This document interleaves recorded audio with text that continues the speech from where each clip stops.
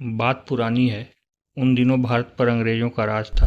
वे केवल भारत को आर्थिक रूप से ही नहीं बल्कि हर प्रकार से निचोड़ लेना चाहते थे। जिसे लूट नहीं सकते उसे बर्बाद कर देते थे। जैसे बौद्धिकता को वे लूट तो नहीं सकते थे तो उसे नष्ट कर देना चाहते थे। उन दिनों जो भी बीमारी आती गर्मियों में लू की तरह प्रकोप बन जाती थी।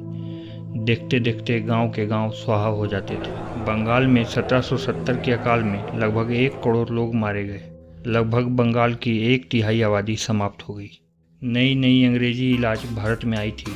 वे पूरे भारत में इसे सामान्य कर देना चाहते थे। भारत की पुरानी चिकित्सा पद्धति एक बाधा थी।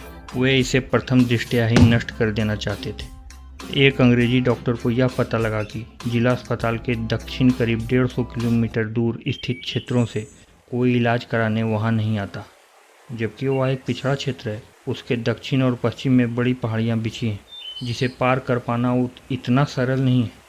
क्या वहाँ के लोग बीमार नहीं पड़ते? कुछ समय बाद यह पता चला कि वहाँ एक वैद्य है जो सबका इलाज करता है। डॉक्टर ने उसे बुलावा भेजा। वैद्य जी से कोई प्रत्युत्तर न पा वह स्वयं वहाँ चला गया। वहाँ जाते ही उसने पूरे गुस्से में वैद्य जी को कोर्ट में घसीटने की धमकी दे डाली, क्योंकि बिना मेडिकल के सर्टिफिकेट के रोगियों का इलाज करना गैर कानूनी था। पर वैद्य जी शांत रहे और उसे शांत करते हुए अपनी ज्ञान बताने लगे। चलिए जानते हैं कि वैद्य जी ने अंग्रेज डॉक्टर को क्या बताया। वैद्य जी बताने लगे, सबसे पहले रोग का कारण है। रोग के उत्पन्न होने के कई कारण हैं।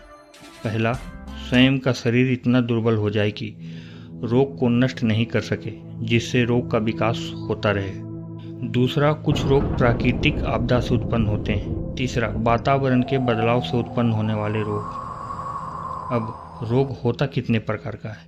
रोग के 3 प्रकार होते हैं। एक, संक्रामक रोग, जो एक व्यक्ति के दूसरे व्यक्ति से संपर्क में आने से फैलता है। एक, वैसे रोग जो शरीर में बदलाव के कारण उत्पन्न हो जाते हैं।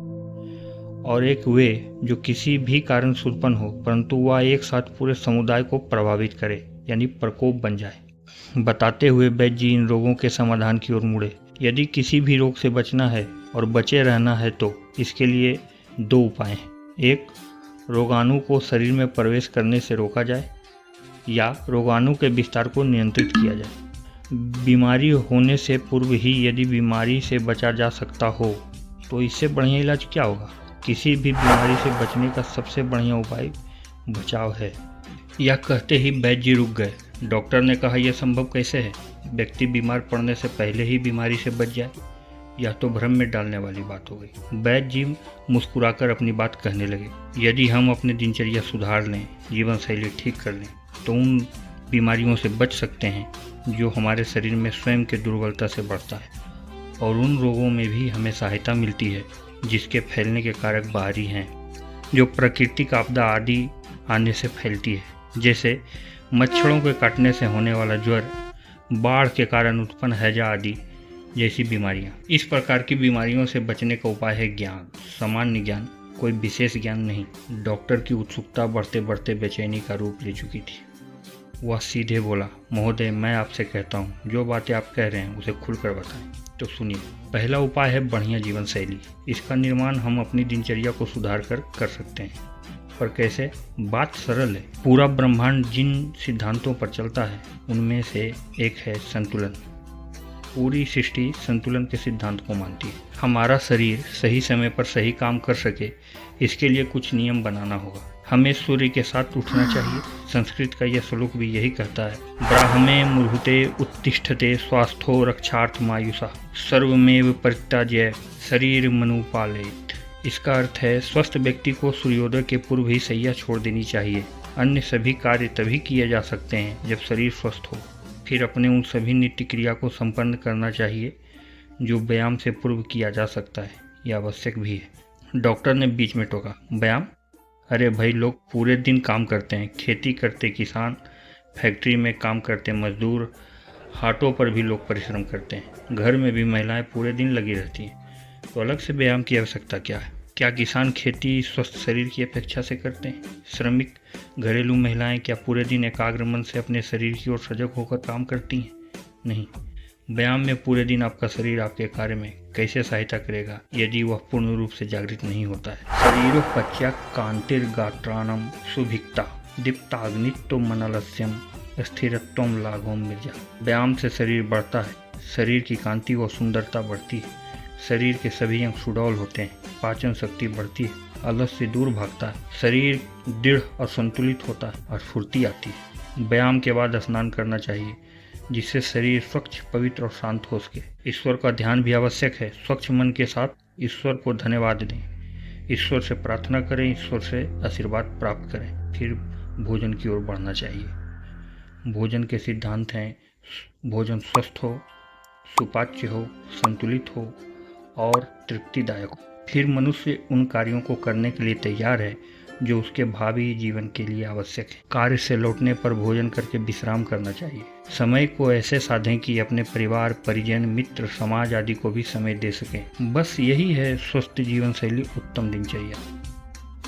और उन रोगों का क्या जो आपदा या बाहरी कारणों से फैलते हैं? डॉक्टर ने कहा। वैद्य जी बोले, उसके लिए मैंने कहा ही, उसका समाधान ज्ञान है। रोगों के प्रति सामान्य ज्ञान, वातावरण के बदलाव का ज्ञान, शारीरिक परिवर्तन या आंतरिक बदलाव का आभास। ये सबसे उन रोगों से पूर्णतः न सही पर एक सीमा तक बचा जा सकता है। सजगता ही समाधान है। और फिर यदि संभल नहीं हो पा रहा है तो वैद्य और चिकित्सक किस लिए? फिर दोनों हंसने लगे। यानी कहें तो अधिकतर रोगों का इलाज मनुष्य स्वयं कर सकता है। उसे अति विकट परिस्थिति में ही हमारी आवश्यकता पड़ेगी। मैं अपने पास आने वाले रोगियों को इन बातों का विश्वास दिलाता हूँ। व्यक्तिगत रूप से मैं मानता हूँ मनुष्य जब तक चाहे जी सकता है, यानी मृत्यु भी मनुष्य का दास है। पर हाँ, स्वस्थ जीवन जीना चाहते हो तो इन बातों को अपने जीवन में उतार दो।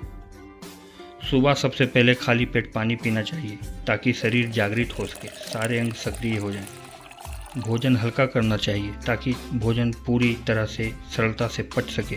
दिन में भोजन करने के उपरांत छाछ लेना चाहिए। रात्रि में गुनगुना दूध का सेवन लाभप्रद है। भोजनांते पिबेत तक्रम बासारांते पिबेत पया निशांते चा पिबेत वारी त्रिभी रोगो ना जायते। भोजन के अंत में छाछ, रात्रि में दूध और प्रातःकाल उठकर जल का सेवन करना चाहिए। इन तीनों नियमों का निरंतर पालन करने से रोग नहीं होते। शरीर में जल पर्याप्त मात्रा में बना रहे, इसका ध्यान रखें। भोजन सुपाच्य हो और यह विश्वास बनाए रखना चाहिए कि आप कभी बीमार नहीं पड़ेंगे, और पड़ेंगे तो स्वस्थ हो जाएंगे। एक बात और, चिंता नहीं करना चाहिए। जब आप इस धरती पर नहीं थे तब भी यह दुनिया चल रही थी, और यदि आप नहीं भी रहेंगे तो भी यह दुनिया ऐसे ही चलती रहेगी। इसलिए चिंता से बचना चाहिए। बस फिर क्या, मैंने अपनी सारी विद्वता, सारा अनुभव आपको बता दिया। इतना कहकर वैद्य जी चुप हो गए। डॉक्टर शांत बैठा रहा। मुझे विश्वास है आपने इस वीडियो से कुछ न कुछ अवश्य सीखा होगा। धन्यवाद। आपके लिए आपसे अधिक महत्वपूर्ण कुछ भी नहीं।